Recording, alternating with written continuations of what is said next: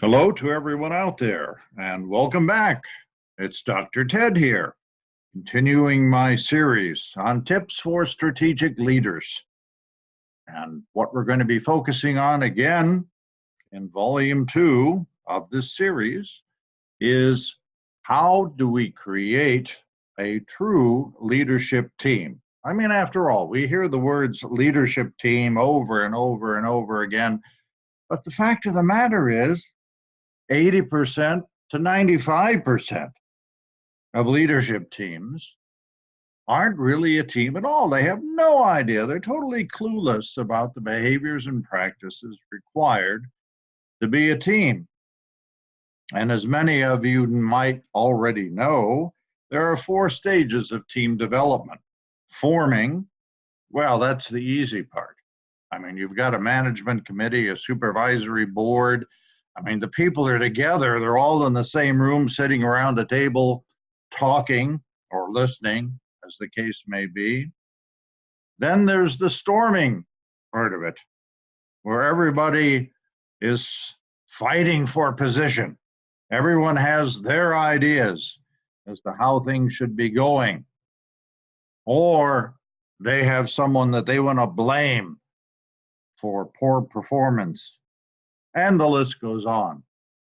Finally, and not finally, but next, you get to norming. And here is where you begin to engage in the behaviors and practices that make a team a true team. And the last stage is performing. Because once you're engaged in the right behaviors and practices, you can perform at a higher level as a team. But most of the leadership teams get hung up somewhere in the storming stage and don't get much beyond that.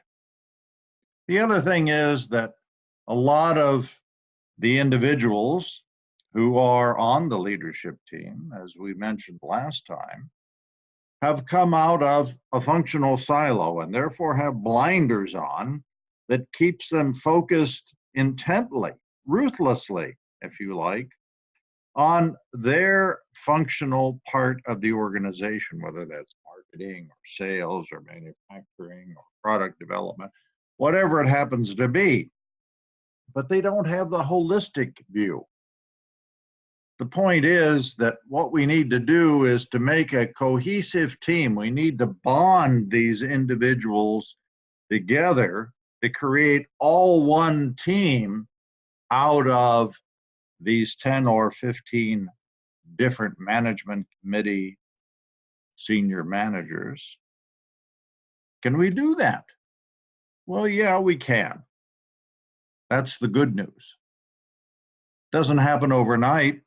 There has to be some degree of motivation, and there has to be some degree of indication that by doing this, we're actually getting better in terms of managing our organization effectively and efficiently.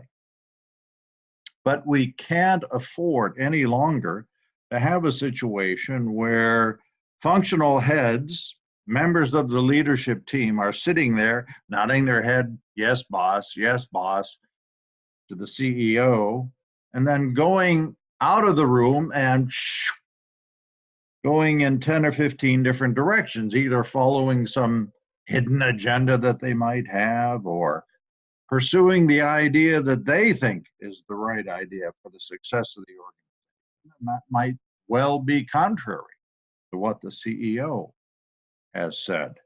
Or they're just simply pursuing their functional objective or objectives, as the case may be, because they know that by hitting their targets, they're going to get the biggest bonus. And so they're in it for them. They want to make sure that they're okay. The organization, well, we'll let the CEO worry about that. No, we don't want that. We don't want functional heads running off into the horizon, leaving a trail of dead bodies behind, using any methods needed in order to achieve the target. That's not the right thing to do. That's my tip for today. Thank you for joining me, for joining the Global Risk Academy and listening. And I hope that you'll join up for our program on strategic leadership, which is found simply by clicking on this link. So with that, I'm going to bid you adieu and thank you for listening. Take care until our next tip. All the best in terms of success to you.